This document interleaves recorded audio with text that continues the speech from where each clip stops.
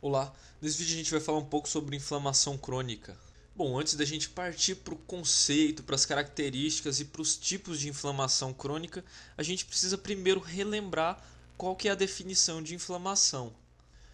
Uma definição bem simplória de inflamação é que ela é uma reação de tecidos vascularizados que visa restabelecer a homeostase, ou seja, o equilíbrio. Ela visa retirar, se livrar daquele estímulo nocivo para o nosso tecido, para o nosso organismo.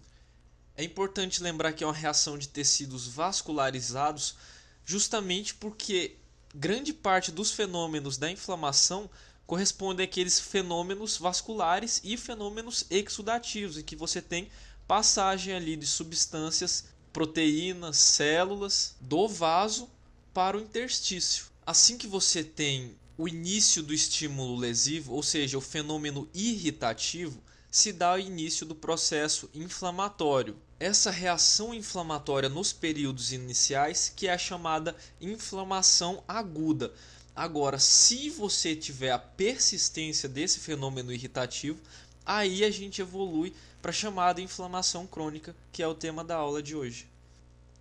Não existe aí um certo consenso, ou seja, uma delimitação cronológica exata de a partir de qual momento é instalada a inflamação crônica. Mas tem estimativas aí para valores acima de 6 meses. Já do ponto de vista morfológico, a gente usa como valor referencial aí cerca de 12 semanas. Bom, se você já viu uma inflamação aguda, ao ver esse vídeo, o seu principal objetivo é querer saber reconhecer uma inflamação crônica, ou seja, saber caracterizar uma inflamação crônica. Essas quatro características aqui são as principais características proeminentes numa inflamação crônica. São elas: angiogênese, proliferação de células da defesa, principalmente leucócitos mononucleares. Isso vai diferenciar lá da inflamação aguda. Formação de fibrose, ou seja, formação de cicatriz. E você vai ter um processo de lesão tecidual muito mais acentuado do que na inflamação aguda. Na inflamação crônica, você tem bem caracteristicamente a formação de um chamado tecido de granulação. Aqui que corresponde esse tecido de granulação? Corresponde a essa estrutura aqui que eu tentei representar, em que você tem a formação de vasos, ou seja, angiogênese, e você tem células da defesa ali, células fagocíticas, incluindo macrófagos, histiócitos e inclusive alguns fibroblastos. Mas não existe somente um tipo de inflamação crônica. A inflamação crônica ela é didaticamente dividida em específica e não específica.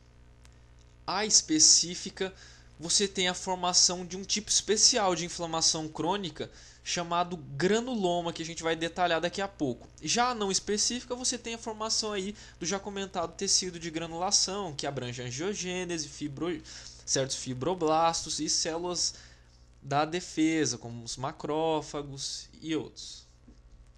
Mas o que especificamente é um granuloma?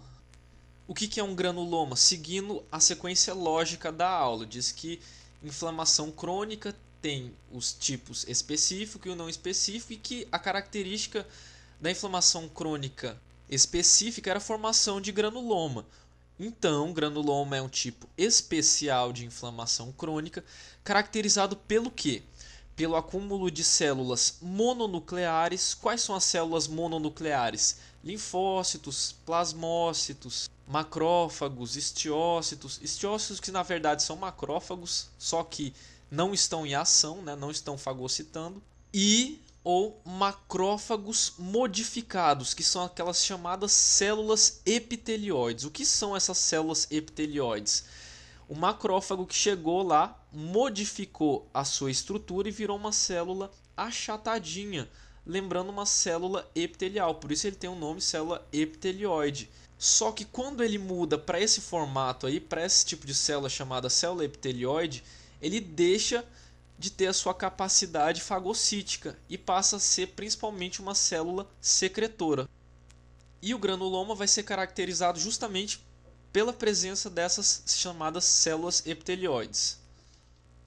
Um granuloma possui certas peculiaridades em sua estrutura, ou seja, ele possui algumas características bem marcantes. Por exemplo, uma delas é o já falado macrófago modificado, presença das células epitelioides. A outra é a formação de um halo linfocitário, também chamado de coroa linfocitária, como a gente vai ver na figurinha daqui a pouco, e pela presença de células gigantes. O que são essas células gigantes? São macrófagos que foram se fundindo, e aí formou um sincício, que é uma célula gigantona com vários núcleos. É um desenho bem grotesco de como que é mais ou menos a estrutura de um granuloma. Aqui você pode observar a composição dele, composto principalmente por células epitelioides, a presença das células gigantes e a presença de uma coroa linfocitária ao redor do granuloma. Um exemplo de célula gigante é aquelas chamadas células de Langerhans. As células gigantes de Langerhans são presentes principalmente na tuberculose e ela tem a disposição do núcleo em forma de ferradura. É importante destacar isso porque não existe só o tipo de célula gigante chamado Langerhans. Célula gigante não é necessariamente célula de Langerhans. Existem outras células gigantes, por exemplo, célula gigante presente lá no granuloma de corpo estranho, ele tem a disposição do núcleo totalmente irregular. Bom, a inflamação crônica tem subtipos e o granuloma também tem subtipos. As principais formas de granuloma que a gente tem são granuloma tuberculoide, granuloma de corpo estranho e granuloma com supuração. A gente vai detalhar aqui principalmente o granuloma tuberculoide.